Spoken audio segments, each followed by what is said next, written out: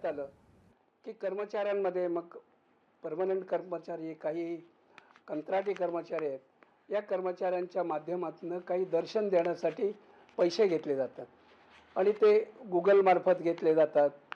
ते जे केले जातात ते सुद्धा मीडियामार्फत केले जातात, सोशल मीडियामार्फत केले जातात.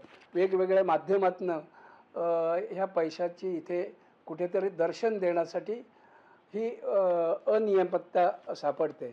आणि त्यावेळेला आल्यानंतर मी ताबडतोबच साधारणतः 19 कर्मचाऱ्यांना रंगेहात पकडलं, त्यांच्यावर कारवाई केली, काही दिवस त्यांना सस्पेंड केले आणि त्यांच्याकडे शपथपत्र लिहून घेतलं की यापुढे कुठल्याही प्रकारचे आमच्याकडनं अशा प्रकारचं काही होणार नाही.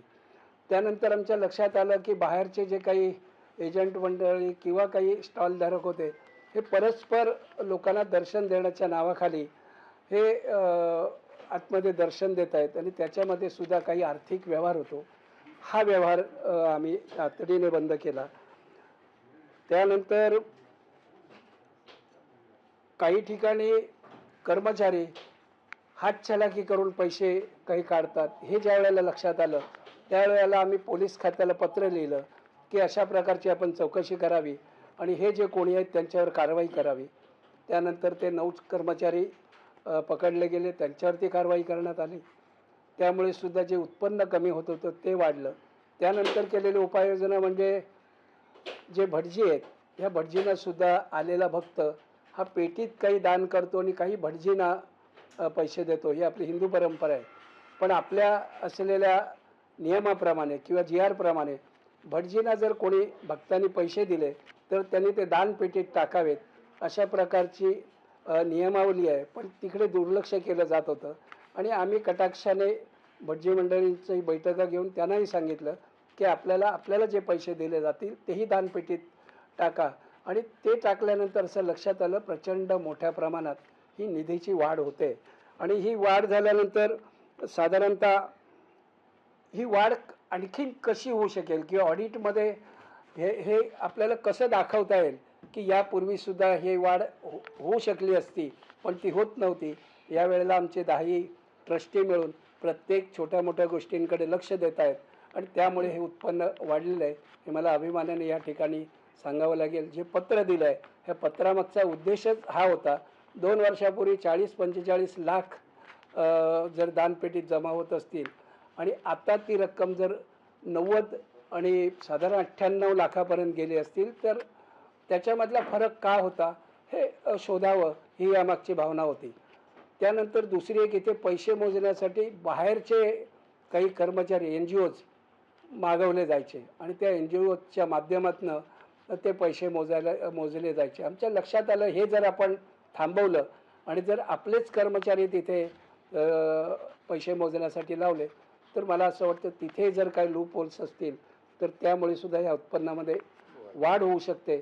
या उद्देशाने केलेल्या अनेक उपाययोजना आहेत आणि ह्या उपाययोजनांमुळे जी आत्ता दानपेटीमध्ये वाढलेली जी वाढ आहे ही तशीच वाढत राहावी, यासाठी ह्या उपाययोजना कायमस्वरूपी करणं आणि हे उत्पन्न वाढवणं, हा साधारण मंदिराचं उत्पन्न वाढवणं हा यामागचा खरा उद्देश होता. पण तुम्हाला असं वाटतं का जाहीर सभेत मनसेचे राज ठाकरे यांनी हे जे संपूर्ण जो पत्र होतं किंवा कॉपी होती वाचून दाखवली, कुठे ना कुठे गैरसमज त्यांचा सुद्धा याचा निर्माण झाला असं मला वाटतं का? मला असं वाटतं त्या पत्रामध्ये आम्ही पत्र पाहिलं जे आमच्या ट्रस्टी 8 ट्रस्टीने लिहिलं होतं. त्या पत्रामध्ये हीच मागणी होती की ऑडिट ज्या वेळेला होईल ऑडिटर आम्हाला विचारण्यापूर्वी आपण हे शासनाला कळवावं की जी वाढलेली वाढ आहे ही वाढ आणि यापूर्वी जे कमी होत होते 1-2 वर्षापूर्वी हे का होत होते ह्याची चौकशी झाली पाहिजे. आणि ह्या एका पवित्र उद्देशानेच ह्या ट्रस्टीने ते पत्र लिहिलं होतं. खरं पाहिलं तर साधारणतः 2 वर्षापूर्वीचं हे वार्षिक उत्पन्न हे साधारण 114 कोटी होतं. आत्ता ते 182 कोटी झालं. त्यामुळे राजसाहेबसुद्धा ज्या वेळेला त्यांना ही सद्य स्थिती कळेल त्यावेळेला या ट्रस्टीचं राजसाहेबसुद्धा कौतुक करतील, अशा प्रकारचा माझा एक आम्हाला असं वाटतं आहे. या ठिकाणी एक प्रचंड मोठं काम आपण युती शासनाच्या वतीने करतो आहे.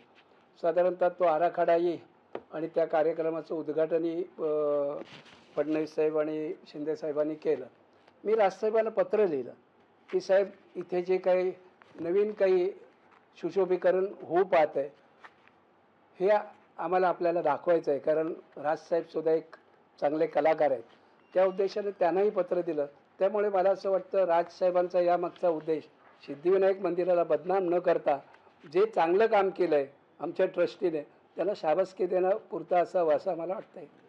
मार्च महिन्यामध्ये एक अशी घटना घडली होती आणि त्यामुळे एका कर्मचाऱ्याला अटक देखील झाली होती.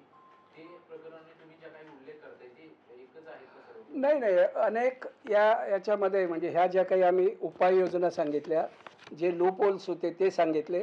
हे करत असताना आम्ही पोलिसांचा सुद्धा आधार घेतला आणि ज्या ज्या ठिकाणी पोलीस तक्रार करणं आवश्यक आहे त्या ठिकाणी पोलीस तक्रार करून साधारण 9 कर्मचाऱ्यांना पोलिसांनी अटक केली होती.